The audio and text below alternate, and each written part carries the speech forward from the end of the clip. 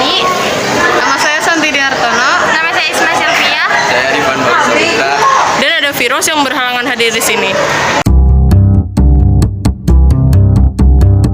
Penyebab utama terjadinya revolusi Prancis yaitu adanya ketidakpuasan terhadap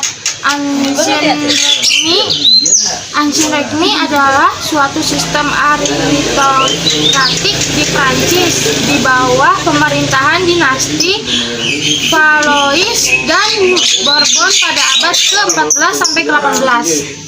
Dampak. Revolusi Prancis memberikan banyak dampak terhadap pemerintah Prancis sendiri maupun negara lain, salah satunya Indonesia. Dampak tersebut sebagai berikut. Bidang politik.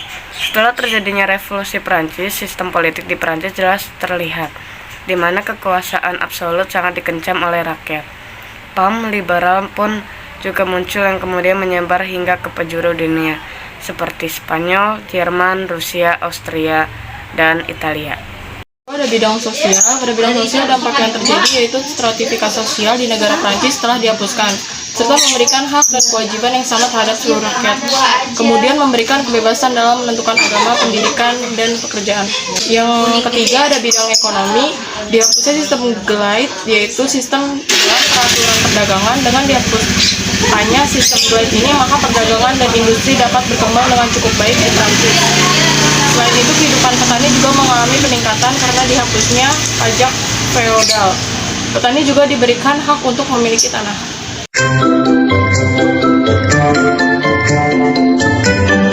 Ya, salah satu wilayah yang terkena dampak positif dari revolusi Prancis yaitu Indonesia.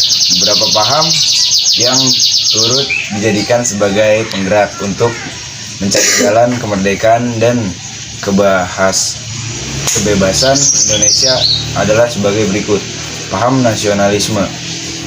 Paham nasionalisme muncul dan berkembang di daratan Eropa yang kemudian menyebar dengan cepat hingga ke Asia dan Afrika, salah satunya Indonesia.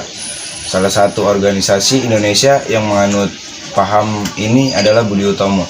Demokrasi. Pemerintah Belanda yang saat itu berkuasa di Indonesia memutuskan kaum Bumiputra harus mengikuti wajib militer untuk memperkuat keamanan. Mendengar hal itu, Budi Utomo kemudian mengirimkan wakilnya yaitu Dwi Joyoso untuk melakukan perundingan dan negosiasi terhadap para pemimpin Belanda di Indonesia. Hasil negosiasi tersebut adalah pemerintah Belanda tidak jadi memberikan wajib militer bagi penduduk pribumi. Hal tersebut kemudian digantikan dengan pendirian Volksraad, yaitu Dewan Perwakilan Rakyat India Belanda yang diresmikan pada 16 Desember 1916. Revolusi Prancis dapat dikatakan berjalan dengan lancar yang disebabkan oleh adanya persatuan dari rakyat-rakyatnya. Hal tersebut secara tidak langsung memberikan inspirasi bagi Indonesia untuk menumbuhkan sikap persatuan dalam perjuangan merebutkan kemerdekaan. Salah satu bukti awal lahirnya persatuan di Indonesia adalah digunakannya bahasa Indonesia sebagai bahasa persatuan.